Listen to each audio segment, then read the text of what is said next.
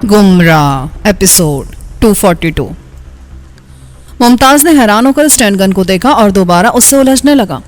मैं चंद लम्हे खामोश खड़ा उसकी इस उलझन आमेज हैरानी से लुत्फानंदोज होता रहा। फिर हंसते हुए बोला, भूल जा इसे, बहुत देर तेरे इशारों पर हरकत करती रही है ये, लेकिन अब ये तेरा साथ नहीं देगी। ऐसी ही बेवफा होती हैं साइंसदानों की तख्लीक की हुई चीज़ें, कभी कभी तो अपने मालिकों को ही निकल जाती हैं, और वक्त पड़ने पर तो अक्सर मैंने इन्हें इसी तरह हर जाए साबित होते देखा है। ये कोई नई बात नहीं हुई है तेरे साथ।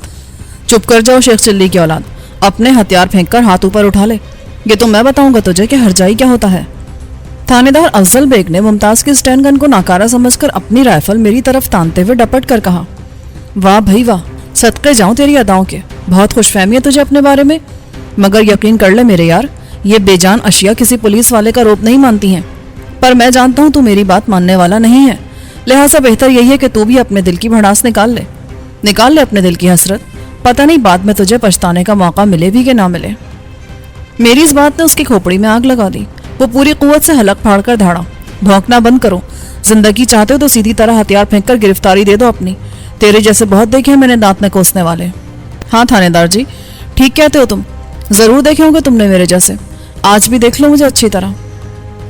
उसने गजबनाक होकर मेरा निशाना लेकर राइफल की लबलबी पर जोर डालना शुरू कर दिया, मगर उसे किसी तरह अपने इरादे में कामयाबी नहीं हो रही थी। राइफल की लबलबी हरकत करने को आमादा ही नहीं हो रही थी। मैंने हंसकर कहा, तुम तीनों कोशिश करो मिलकर, शायद किसी को कामयाबी नसीब हो ही जाए, और जब थक जाओ तो मुझे बता देना, फिर मैं भी कोशिश करूंगा, लेकिन मेरी कोशिश का नतीजा जरा मुख्तलिफ बरामद होगा। मैंने उधर नजर दौड़ाई जहां शराफत अली छुपा हुआ था।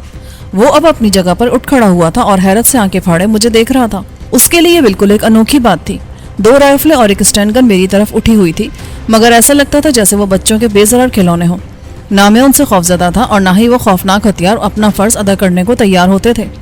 उसे देखकर मुझे आबी का ख्याल आया। उसे मैं अपने पीछे छोड़ आया था, बल्कि वो खुद ही मेरे पीछे रह गया था, ताकि अगर अकब से कोई मुझे नुकसान पहुंचाने की कोशिश करे तो वो मेरा दिफा कर सके। हालांकि इसकी जरूरत नहीं थी। जब तक आलिया की दी हुई वो तिलिस्मी अंगूठी मेरी उंगली में मौजूद थी, कोई आतिशी असलहे से मुझे नुकसान नहीं पहुंचा सकता था, और अगर कोई करीब आकर चाकू, खंजर या लाठी वगैरह से हम पर हमलावर होता तो वो फौरन हमारी नज़रों में आ जाता और हम उससे अच्छी तरह निमट सकते थे। लेकिन ये सब बातें मैं आबी को नहीं बता सकता था। अगर मैं उसे अपने अकब की हिफाजत से मना करता तो वो ज़रूर मुझसे उसकी वजह मालूम करता। पूरी तरह इत्मीनान किए बगैर वो मेरी कोई बात नहीं मानता, और उस समय मुझे इतनी फुर्सत नहीं थी कि रुककर उसे मुतमईन करने की कोशिश करता। चनाचा मैंने उसकी बात मान लेने में ही आफियत जानी थी और इधर चला आया था। अब मुझे ख्याल आ रहा था कि ये लोग भी इसी रास्ते से गुजर कर आए थे जिससे मैं आया था। इस सूरत में तो ये मुमकिन ही नहीं था कि उन्हें आबी ना मिला हो। इसमें तो शक व शुबे की गुंजाइश नहीं रही थी। या तो आबी को कहीं बेबस करके डाल आए थे, या उसके साथ कोई ऐसा सलूक किया था उन्होंने जिसकी वजह से वो उनकी राह रोकने के काबिल नहीं रहा था। उस ख्याल ने मेरे रगों पे में बर्फ सी दौड़ा दी। मेरी रगों में जैसे लावा उमड़ने लगा। मैंने आलम गजब में गरजते हुए पूछा, ओए सकजादों, ये तुम लोग मेरे यार आबी को क्या कराए हो? कहाँ है वो? उसे कोई नुकसान तो नहीं पहुंचाया तुमने? नुकसान अभी तक तो कोई नहीं पहुंचा उसे, लेकिन अगर तुमने हमारे साथ कोई ज्यादती की तो वो जिंदा नहीं मिल सकेगा तुम्हें। सैफ अली बोला, तुम लोग भी अगर अपनी सलामती चाहते हो तो सच सच बता दो, आबी कहाँ है और किस हाल में है? मैंने उनके करीब पहुंचकर कहा, गला ना फाड़ो ए लफंगे, सीधा हो जा 1 मिनट में, कुत्ते की दुम की तरह लपेट कर रख दूंगा साले को। थानेदार अफजल बेग गुस्से से बोला और राइफल एक तरफ फेंक कर उठ खड़ा हुआ। उसने शायद मुझसे दू बदू मुकाबला करके मुझे ज़ेर करने की ठान ली थी। बकबक ना करो जोड़ी के गुलाम, बंद करो ये टर्टर और मुझे बताओ कि आबी कहाँ है। मैं कहता हूँ बकवास बंद करके खुद को गिरफ्तारी के लिए पेश कर दो, इसके सिवा मैं और कोई बात नहीं सुनना चाहता हूँ तुमसे। मैंने उसकी तरफ बढ़ते हुए कहा, तेरे जैसे कमसिन बच्चों को इतना नहीं उबलना चाहिए। तू तो यार गंदे पानी के गटर की तरह उबलता ही चला जा रहा है। मान ले मेरी बात, आराम से बता दे मुझे, आबी को क्या कराए हो तुम लोग? जहन्नुम रसीद कराए हम उसे, समझा, और तुझे भी उसके पास भेज देते हैं। थानेदार बोला। मैं उसके बहुत करीब पहुंच चुका था। खून तो मेरा पहले से ही जोश खा रहा था। थानेदार की बात ने मुझे आपे से बाहर कर दिया। मैंने अपना हाथ घुमाकर पूरी कुव्वत से उसके मुंह पर थप्पड़ रसीद किया। ऐसे नहीं मानेगा तू, तुझसे तेरी ही जुबान में बात करना होगी मुझे। मेरा हाथ इतनी जोर से पड़ा था कि वो उलटकर पीछे जा गिरा और एक हाथ से अपना गाल सहलाते हुए हैरान हैरान नजरों से मुझे देखने लगा। उसके साथ शायद किसी ने आज तक ऐसा सलूक नहीं किया था। वो गालिबन हैरान भी इसीलिए हो रहा था कि मैंने उसकी किसी धमकी या उसकी हैसियत से मुतासर होने के बजाय उसके साथ ऐसा सलूक किया था। मुमताज अभी तक अपनी स्टैंड गन से उलझा हुआ था اس نے ہر ممکن طریقے سے اسے چیک کر کے دیکھ لیا تھا اور اس میں کوئی خرابی دریافت نہیں کر سکا تھا۔ اسے پھینک دے ممتاز کے بچے، یہ اب تیرے کسی کام نہیں آ سکے گی، اور آئندہ کے لیے توبہ کر لے، کسی ایسے ناقابل اعتبار ہتھیار پر بھروسہ نہیں کرنا اب کبھی۔ میری بات سن کر اس نے ایک لمحے کے لیے خوخار نظروں سے مجھے دیکھا اور پھر ایک دم اچھل کر کھڑا ہو گیا۔ اس نے گن اٹھا کر مجھ پر پھینک کے مارنی چاہی، لیکن جیسے اس نے ہاتھ اوپر اٹھایا میں جس لگا کر اس پر جا پڑا اور اپنے ہاتھ میں دبی اسٹین گن کی نال سے اس کے اٹھے ہوئے ہاتھوں پر ضرب لگائی۔ ساتھ ہی میرا گھٹنا اس کے پیٹ میں جا گھسا۔ میرا حملہ اتنا اچانک اور شدید تھا کہ اس کے ہاتھوں سے گن نکل کر دور جا گری اور وہ چیخ کر دونوں ہاتھوں سے پیٹ پکڑے نیچے جھکتا چلا گیا۔ میں نے اپنی اسٹین گن اور پستول شرافت علی کی طرف پھینک کر کہا، شرافت علی، یہ ہتھیار سنبھالو اور دونوں کا خیال رکھنا، میں اس ممتاز سے نمٹ لوں، اسے شاید اپنی شہزوری پر بہت ہی زیادہ مان ہے، میں اسے مقابلہ کرنے کا پورا موقع دینا چاہتا ہوں۔ شرافت نے تیزی سے میری اور ممتاز کی اسٹین گن اور پستول اٹھا کر اپنی کار میں رکھ دیے اور اپنی اسٹین گن لے کر تھانے دار افضل بیگ اور سیف علی کو کور کر کے کھڑا ہو گیا۔ اس نے ان دونوں کو تنبیہ کر دی تھی کہ اگر ان میں سے کوئی بھی ممتاز کی مدد کے لیے آگے بڑھا تو وہ اس کے بدن میں انگنت روشن دان کھول دے گا۔ وہ دونوں مجھے حقارت سے دیکھتے ہوئے ایک طرف ہو گئے۔ وہ میرے اس فیصلے سے بہت مطمئن نظر آ رہے تھے۔ شاید ان کا خیال تھا کہ میں نے ممتاز سے بغیر ہتھیاروں کے دو بدو مقابلہ کرنے کا فیصلہ کر کے اپنے حق میں بہت بڑی غلطی کی ہے۔ ممتاز اس مقابلے میں مجھے عبرتناک شکست سے دوچار کر دے گا۔ میں الگ کھڑا ممتاز کے سنبھلنے کا انتظار کرتا رہا۔ میں اسے اپنے اوپر حملہ آور ہونے کا موقع دے کر ایک بھرپور مقابلے کے بعد اسے زیر کرنا چاہتا تھا، کیونکہ اسے زیر کرنے کے بعد ہی میں سیف علی سے اپنی صلاحیتوں کا اعتراف کرا سکتا تھا۔ یوں بھی کشت خون سے بچنے کا یہی مناسب ترین راستہ تھا۔ چند سیکنڈ کے انتظار کے بعد ممتاز سنبھل کر کھڑا ہو گیا۔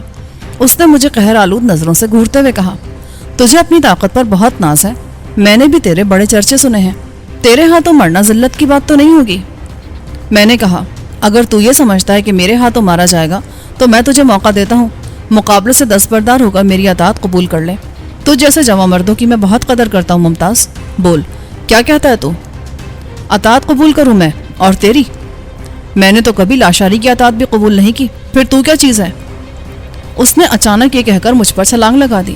اس کا انداز بے حد خوفناک اور جارحانہ تھا۔ اس کا خیال ہوگا کہ میں اس سے باتوں کے دوران اس کی طرف سے کسی غیر متوقع حملے کے لیے تیار نہیں ہوں گا اور وہ اچانک حملہ کر کے مجھے کوئی شدید ضرب لگانے میں کامیاب ہو جائے گا، مگر میں اس سے ایک لمحے کے لیے بھی غافل نہیں ہوا تھا۔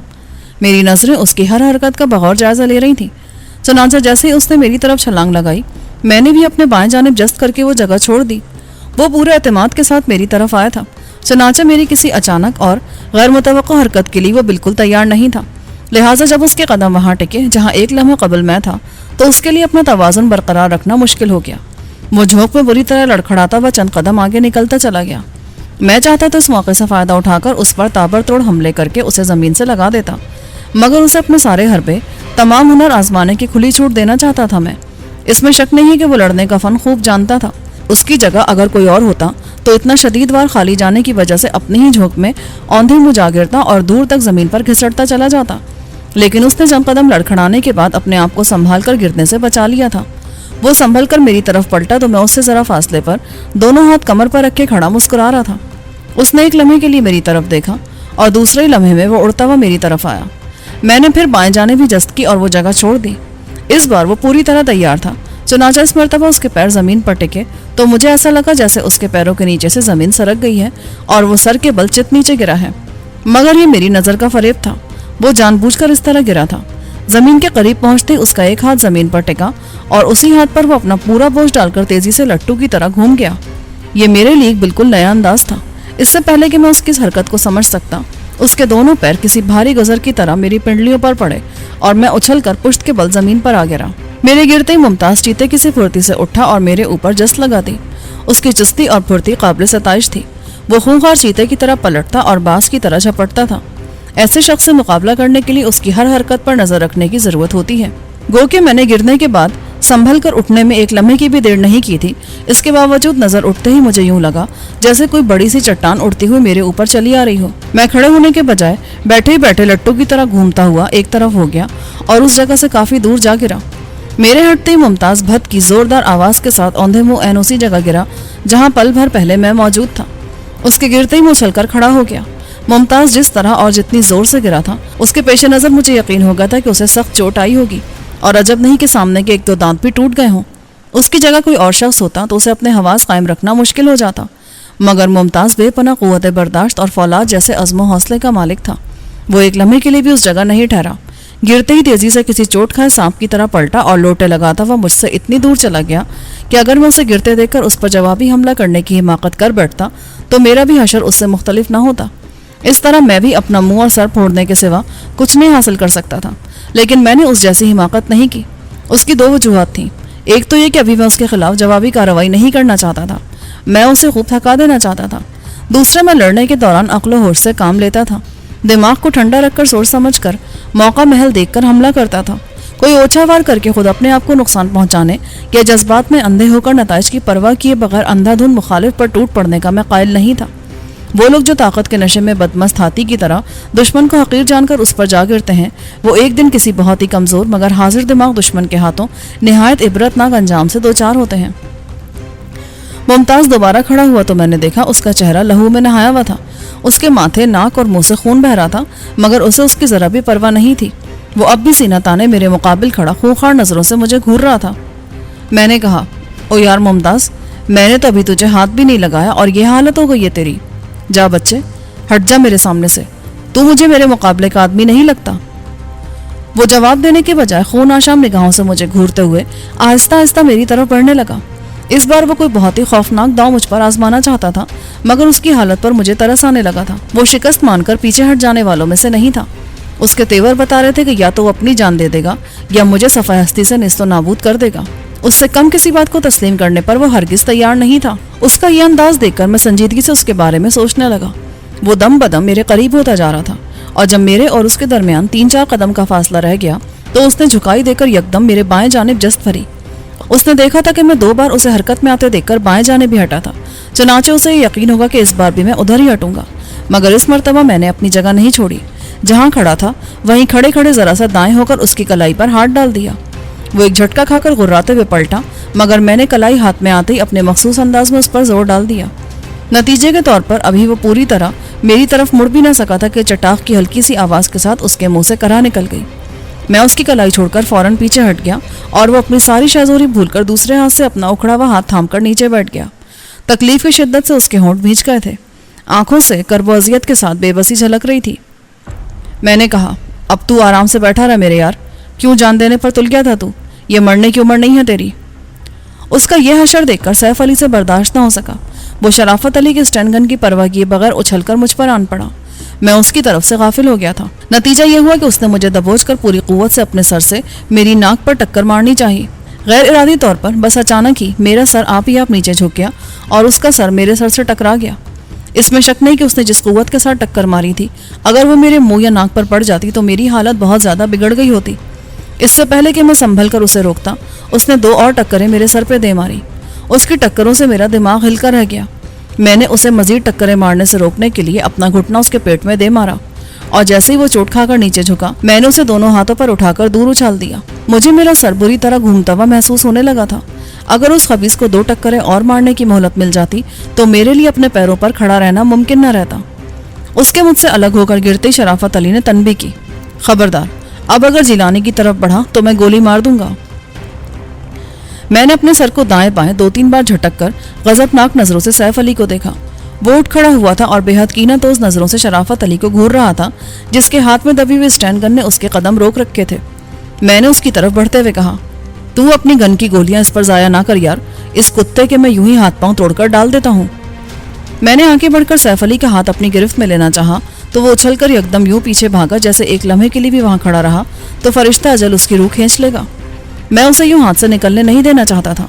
वो लाखों का बहुत करीबी और बेहद मोतमिद आदमी था। उसकी कोई बात लाखों से छुपी हुई नहीं थी। वो उसके बारे में जितना जानता था इतना कोई और नहीं जानता था। आसिया ने लाखों लाशारी का किस्सा तो तमाम कर दिया था, लेकिन वो अपने बच्चे को हासिल नहीं कर सकी थी और ना ही अब तक हमें हवेली में उस बच्चे की मौजूदगी का कुछ पता चल सका था। अगर वो इस हवेली में नहीं था तो उसके बारे में सैफ अली ही बता सकता था कि वो कहाँ रखा गया है। ये मालूम करना मेरे लिए बेहद ज़रूरी था, क्योंकि जब तक बच्चा आसिया को नहीं मिल जाता वो इन दरिंदों के मस्कन को भूल नहीं सकती थी। वो अपने बच्चे की तलाश में उसके इर्द गिर्द ही मंडलाती रहती और बार बार इस हवेली में घुसने की कोशिश करती रहती। जब तक लाखों लाशारी जिंदा था उसकी हर ज्यादती सहकर भी उसके खिलाफ कोई कदम नहीं उठाता था। वो हर सूरत में उसका दिल जीत लेने का ख्वाहिशमंद था, इसीलिए उसे कोई गजन नहीं पहुंचाता था। लेकिन अब सूरत हाल मुख्तलिफ हो गई थी। اب یہاں کوئی ایسا شخص نہیں تھا جو آسیہ کے ساتھ ذرا سی بھی رعایت سے کام لیتا. اب یہاں سب کے سب خونخوار درندے ہی رہ گئے تھے جو معافی اور درگزر جیسے شریفانہ الفاظ سے آشنا نہیں تھے. آسیہ جب بھی دھر کر رخ کرتی وہ اسے گھیر کر اس کی تکہ بوٹی کر ڈالتے. ان درندہ صفت لوگوں سے وہ تنہا کبھی نہیں جیت سکتی تھی. اگر میں اسے یہاں آنے سے روکنا چاہتا تھا تو اس کا ایک ہی طریقہ تھا کہ اس کے بچے کو حاصل کر کے اس تک پہنچا دیا جائے. یہ کام میں سیف علی کے تعاون کے بغیر نہیں کر سکتا تھا، اور اگر وہ اس وقت میرے ہاتھ سے نکل جاتا تو جانے کس گفا میں جا بیٹھتا، کس روزن سے گزر کر کہاں جا نکلتا. وہ اس علاقے کا، اس حویلی کا باسی تھا. یہاں کا ایک ایک ذرہ اسے پہچانتا تھا. اس خطہ زمین کے سارے درون برون سے وہ واقف تھا. کوئی گوشہ اس کی آنکھوں سے اوجھل نہیں تھا. یہاں کے سارے بھید آیا تھے اس پر. لہٰذا اسے بھاگتے دیکھ کر میں تیزی سے اس پر جھپٹا اور بھاگتے ہوئے اس کی ٹانگ میں ٹانگ اڑا دی. وہ لڑکھڑا کر اوندھے منہ نیچے گرا تو میں نے اسے فوراً دبوچ لیا. اس کی قمیض کا کالر پیچھے سے پکڑ کر ایک جھٹکے سے اسے اوپر اٹھاتے ہوئے کہا، بھاگتا کہاں ہے؟ تجھ سے تو بڑے کام لینے مجھے ابھی. اس بار اندازہ لگانے میں مجھ سے غلطی ہو گئی تھی. وہ ایسا ہرگز نہ تھا جیسے اس حویلی کے دوسرے لوگ تھے. اس کی ساری اکڑفو، ساری تیزی تراری اسی وقت تھی جب تک کہ اس کی پشت مضبوط تھی. حقیقتاً وہ تمام بزدلوں کی طرح بے حد عیار اور موقع شناس شخص تھا. اب چونکہ میرا پلہ بھاری تھا اور اسے میرے ہاتھوں سے اپنی جان چھوٹتی نظر نہیں آ رہی تھی، چنانچہ اس نے فوراً گرگٹ کی طرح رنگ بدل لیا. حالانکہ گرنے کی وجہ سے اس کا دایاں رخسار پھٹ چکا تھا اور اس سے خون بہہ رہا تھا، مگر وہ اپنے زخم کو بھول کر میرے آگے دونوں ہاتھ جوڑ کر عاجزی سے بولا، جیلانی سائیں، رحم کرو مجھ پر سائیں، میرے بہت ہی چھوٹے چھوٹے بچے ہیں. کتے کے بچے، تو نے پیچھے سے مجھ پر حملہ کیا تھا. اب بول، کیا حشر کروں تیرا؟ غلطی ہو گئی مجھ سے سائیں. اس سالے تھانے دار نے ورغلایا تھا مجھے. میں توبہ کرتا ہوں سائیں، کان پکڑتا ہوں اپنے. آئندہ کبھی ایسی غلطی نہیں کروں گا. آپ کے حکم کے خلاف ذرا بھی کچھ کروں تو بے شک مجھے گولی مار دیں. وہ گھگیاتے ہوئے بولا، چلو ادھر. میں نے اسے شرافت علی کی کار کی طرف دھکا دیا، اور یاد رکھنا ذرا بھی گڑبڑ کی تو جان سے مار دوں گا. میں اسے دھکے دیتے ہوئے واپس لایا اور کار کے ساتھ کھڑا کر کے تھانے دار افضل بیگ سے بولا، آپ کیا کہتے ہیں جناب قبلہ محترم تھانے دار صاحب؟ وہ آپ کے ساتھی کہاں ہیں دوسرے؟ انہیں کیوں نہیں لایا آپ اپنے ساتھ؟ وہ مردہ سی آواز میں بولا، جیلانی، یہ جو کچھ تم کر رہے ہو اچھا نہیں کر رہے ہو اپنے حق میں. تم نے ایک ذمہ دار پولیس افسر کی نہ صرف تذلیل کی ہے بلکہ میری آنکھوں کے سامنے ایسے جرائم کیے ہیں کہ تم پر 302 کے تحت مقدمہ بن سکتا ہے. لیکن اگر تم مجھے اور میرے آدمی کو کوئی نقصان پہنچائے بغیر جانے دو یہاں سے، تو میں وعدہ کرتا ہوں کہ تمہیں اس علاقے سے سلامتی کے ساتھ نکل جانے کا موقع دوں گا. کوئی آنچ نہیں آئے گی تم پر، اور نہ ہی کوئی تمہارا راستہ روکے گا. اور جناب ذمہ دار افسر صاحب، اگر میں تم سب کو اسی حویلی میں گڑھا کھود کر دفن کر جاؤں تب کیا ہوگا؟ پھر کون میرا راستہ روک سکے گا اور کون میرے خلاف دفعہ 302 کے تحت مقدمہ بنا سکے گا؟ میں نے اس کا مذاق اڑاتے ہوئے کہا، یہ خیال دل سے نکال دو، بچ نہیں سکو گے تم کسی بھی طرح. قانون کے ہاتھ بہت لمبے ہوتے ہیں، تمہیں اندازہ نہیں ہے اس کا. مجھے تمہارا اور تمہارے لمبے ہاتھوں کا بڑا تجربہ ہے مائی ڈیئر پولیس افسر. البتہ تمہیں غلام جیلانی کے بارے میں کچھ نہیں پتا. پوری فائل موجود ہے میرے پاس تھانے میں. تمہارے جرائم کی ایک ایک تفصیل درج ہے اس میں، اور تمہارا طریقہ واردات کا بھی ذکر کیا گیا ہے. ہاں، ضرور ذکر ہوگا ان باتوں کا، لیکن ان میں سے کسی نے یہ نہیں لکھا ہوگا کہ میرے ہاتھوں مرنے والوں میں 75% پولیس والے شامل ہیں، اور نہ ہی یہ لکھا ہوگا کہ اتنے بڑے جرائم کے باوجود بیشتر خطرناک موقعوں پر مجھے تحفظ فراہم کرنے والے بھی پولیس والے ہی ہیں. اپنی معلومات میں اتنا اضافہ اور کر لو، یہ بات تمہیں فائلوں میں نہیں مل سکے گی. اور اب مجھے بتا دو کہ آپ ہی کہاں ہیں. مجھے نہیں معلوم، ہمیں وہ راستے میں کہیں نظر نہیں آیا تھا. اگر مل جاتا تو اس کو بھی ہم اپنے ساتھ ہی لے کر یہاں آتے. اور تمہارے دوسرے ساتھی، انہیں کہاں چھوڑا ہے تم نے؟ وہ ادھر لاکھوں لاشاری کی لاش کی حفاظت کر رہے ہیں. انہیں ہم لاشاری کے کمرے کی طرف بھیج کر ادھر آ گئے تھے. زندہ لاشاری جسے حفاظت کی ضرورت تھی، اس کی تو تم حفاظت کر نہیں سکے. اب اس کی لاش پر پہرا بٹھانے کا کیا فائدہ؟ وہ سر جھکا کر خاموش ہو گیا. شرافت علی بولا، ان پر وقت کیوں برباد کر رہے ہو؟ اندر چلو، ہم خود چل کر تلاش کرتے ہیں آبی کو. ان کی بات کا کوئی بھروسہ نہیں ہے، یہ ہمیں دھوکہ دے رہے ہیں. انہوں نے آبی کو پکڑ لیا ہے شاید. یہ خیال تجھے کیسے آیا میرے بھائی؟ اور یہ تو نے کیسے جان لیا کہ یہ ہمیں دھوکہ دے رہا ہے؟ میں نے اس سے پوچھا. سیدھی سی بات ہے یار، اگر وہ کہیں پھنسا ہوا نہیں ہوتا تو اب تک ہمارے پاس پہنچ چکا ہوتا. ہاں، یہ بات تو تیری ماننے والی ہے. پھر یوں کرو، کوئی رسی وغیرہ تلاش کر کے انہیں باندھ کے ڈال دو، پھر ہم اندر چل کر آبی کو نکالنے کی کوشش کرتے ہیں ان کے شکنجے سے. بڑے ذلیل ہیں یار یہ تو، کہیں سچ نہیں بولتے. یہ تھانے دار جی ٹھیک کہہ رہے ہیں جیلانی، ان کی بات پر شک نہ کرو. آبی ہمیں راستے میں نہیں ملا، اور یہ تم ہمیں باندھنے کو کیوں کہہ رہے ہو؟ مجھ پر اعتبار کرو، اب ہم تمہیں کوئی نقصان نہیں پہنچائیں گے. سیف علی کی بات سن کر ممتاز نے غراتے ہوئے سندھی زبان میں اس سے کچھ کہا. میں نے اس کی طرف دیکھا. वो मारे गुस्से के सुर्ख आंखों से सैफ अली को घूरते हुए होठों ही होठों में कुछ बुदबुदा रहा था। यकीनन वो उसे धमकियां और गालियां दे रहा होगा। मैंने मुस्कुरा कर कहा, क्या बात है जवान, तेरे बल नहीं निकले अभी तक? क्या दूसरा हाथ भी उखड़वाना चाहता है? मैं तुझे कुछ नहीं कह रहा हूँ जिलानी, शेरों की लड़ाई में जख्म तो लगते ही रहते हैं, मगर इस दोगली जात के खंजीर पर भरोसा ना करना कभी। ये मैं बता देता हूँ तुझे, ये बिल्कुल भी एतबार करने के काबिल नहीं है। ये लाशारी साईं के पैर चाटने वाला कुत्ता साईं की आंखें बंद होते ही गद्दारी पर उतर आया है। अपनी जान बचाने के लिए अब ये तेरे पैर चाटना चाहता है। मैंने सैफ अली की पुश्त थपकते हुए कहा, ऐसा ना क्या यार इसे, ये तो बड़ा वफादार और मेहमान नवाज आदमी है। ये मेरे साथ इसीलिए ताउन कर रहा है कि मैं यहाँ लाखों लाशारी ही का मेहमान हूँ। ये खुद बुला कर लाया था मुझे। हाँ, ये ठीक कह रहे हैं जिलानी साईं, झूठ नहीं कहा इन्होंने कुछ भी। तुझे नहीं पता है साईं इनका कितना ख्याल रखते थे, कितनी तारीफें करते रहते थे वो इनकी, बिल्कुल भाई समझते थे इन्हें अपना। सैफ अली जल्दी से बोला। इसी अवस्था में शराफत अली कार की डिक्की खोलकर उसमें से रस्सी निकाल लाया था। मैंने उसे रस्सी लेकर सैफ अली की तरफ बढ़ते हुए देखकर अचानक सैफ अली को बांधने का फैसला तब्दील कर दिया और शराफत अली से बोला, सैफ को बांधने की जरूरत नहीं है और इसकी जमानत पर थानेदार को भी माफ कर दिया है मैंने। बस इस मुमताज को लपेट कर डाल दो इधर, ताकि ये ना भाग सके यहाँ से। अलबत्ता इसके उखड़े हुए हाथ का ख्याल रखना, इसे ना बांधना, मैं इसे तकलीफ नहीं देना चाहता कोई। शराफत अली ने जल्दी जल्दी मुमताज को रस्सी से इस तरह जकड़ दिया कि उसके लिए अपने हाथ पांव को जुम्बिश देना मुमकिन ना रहा। उसे अच्छी तरह बांधकर उसने जमीन पर लिटा दिया तो मैंने कहा, आओ अब हम हवेली के अंदर चलते हैं, तुम और अफजल बेग आगे आगे चलो, मैं सैफ अली के साथ तुम दोनों के पीछे चल रहा हूँ। क्यों सैफ अली, ठीक है ना? इस तरह किसी को कुछ शुबा भी नहीं होगा।